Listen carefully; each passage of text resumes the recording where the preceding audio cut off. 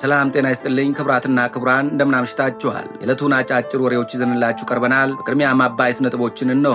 ኤርትራውያን ስደተኞች በህገወጥ መንገድ ወደ ኢትዮጵያ እየገቡ መሆናቸው ተነገረ። ኢትዮጵያ የታይዋንን ነጻነት አልደግፍም አለች። ወደ ዝርዝሩ እናልፋለን። ኤርትራውያን ዛላምበሳ ኢሮብና ሽሬን መታወቂያ እየያዙ በወሎ በኩል በህገወጥ መንገድ ወደ አዲስ አበባ እየገቡ ነው ተባለ። ሽሬ፣ መቀሌ፣ አዲጎዶም፣ ኮረምና አላማጣ ደግሞ ኤርትራውያኑ ስደተኞች አዲስ አበባ ለመድረስ የሚያቆራርጧቸው ከተሞች ናቸው ተብለዋል። የቀበሌ አስተዳደሮች እስከ 5000 ብር እየተቀበሉ መታወቂያ ያድላሉ። በሌላ በኩል ደላሎች ከቦታ ቦታ እየተደዋወሉ ኮሚሽን እየተቀበሉ ይልካሉ። ሹፌሮች ጠቀም ያለ ክፍያ ስለሚያገኙበት በዚሁ የህገወጥ ዝውውር ያለማቅማባት ይሳተፋሉ። በኮረም የሚገኝ ደላላ ተደውሎለት የማደሪያ ስፍራ ያመቻቻል። አለማጣ የሚገኘው ደላላ ደግሞ ማደሪያቸውንና ትኬታቸውን ያዘጋጃል በተባለለት በዚህ በኔትወርክ በተያያዘ ህገወጥ ድርጊት ከትግራይ ክልል አንስቶ እስከ ፌዴራል ድረስ የጸጥታ ኃይሉ ተሳትፎ ያደርጋሉ መባሉ ግን አስገራሚ ሆኗል። የጸጥታ አካላቱ በፍተሻ ኬላዎች ያገኟቸውን ኤርትራውያን ጠቀም ያለ ገንዘብ ከተቀበሉ በኋላ በነፃ እንደሚያሰናብቷቸው የተዘገበ ሲሆን በነፍስ ወከፍ ከዛላምበሳና ኢሮብ ተነስተው ኤርትራውያኑ አዲስ አበባ ለመድረስ እስከ 300,000 ብር ድረስ እጅ መንሻ ይከፍላሉ ተብሏል። ከመሰረታዋ ጀምሮ በአንድ ኢሳያስ አፈወርቂ መሪነት የቆረበችው ሀገር ዜጎች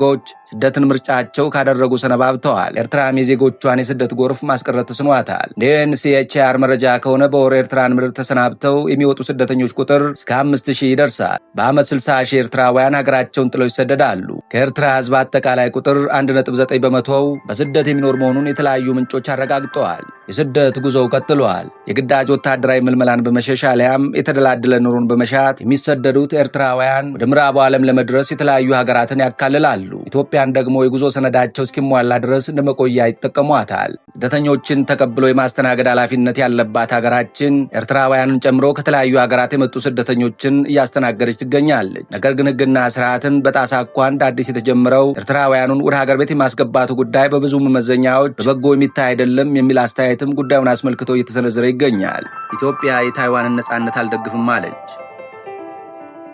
ኢትዮጵያ ስለ ታይዋን ነጻነት የሚካሄዱ ሁሉንም አይነት እንቅስቃሴዎች በጽኑ እንደምትቃወም ገልጻለች። በአንጻሩ የቻይና መንግስት ብሔራዊ ውህደትን ለማድረግ የሚያደርጋቸውን ጥረቶች ደግፋለች ተብሏል። ቻይና በበኩሏ በዲፕሎማሲያዊ ድርድር የባህር በር በመክፈት የማሪታይም ሎጂስቲክን ለማሳለጥ እንደሚያስፈልግ ጠቁማለች። ኢትዮጵያ በዓለም ላይ ያለችው አንዲት ቻይና ናት። ታይዋን ከቻይና ግዛት የማትነጠል አካሏ ናት። የህዝባዊት ሪፐብሊክ ቻይና መንግስት መላውን ቻይና የሚወክል ብቸኛ ህጋዊ መንግስት ነው በማለት ለአንድ ቻይና መርህ ያላትን ጽኑ ድጋፍ አረጋግጣለች ተብሏል። ኢትዮጵያ ስለ ታይዋን ነጻነት የሚካሄዱ ሁሉንም አይነት እንቅስቃሴዎች በጽኑ እንደምትቃወም የገለጸች ሲሆን እንዲሁም የቻይና መንግስትም ብሔራዊ ውህደትን ለማድረግ የሚያደርጋቸውን ሁሉንም አይነት ጥረቶችና የተመድ ጠቅላላ ጉባኤ ውሳኔ ሀሳብ 2757ን በጽናት እንደምትደግፍ አሳውቃለች ተብሏል። ቻይና በበኩሏ ኢትዮጵያ በአፍሪካ ቀንድ ቀጠና ላላት ትልቅ ሚና ግምት እንደምትሰጥ መግለጿ ተነግሯል። ቻይና በቀጠና የሚገኙ ሀገራት የተመድን ቻርተር ዓለም አቀፍ ህግንና የግዛት ሉዓላዊነትን ባከበረ መልኩ ትስስራቸውንና ትብብራቸውን በማጠናከር የአፍሪካን ውህደት እንዲያፋጥኑ እንደምታበረታታ ገልጻለች። በተጨማሪም ቀጠናዊ ሰላምና ልማትን ለማረጋገጥ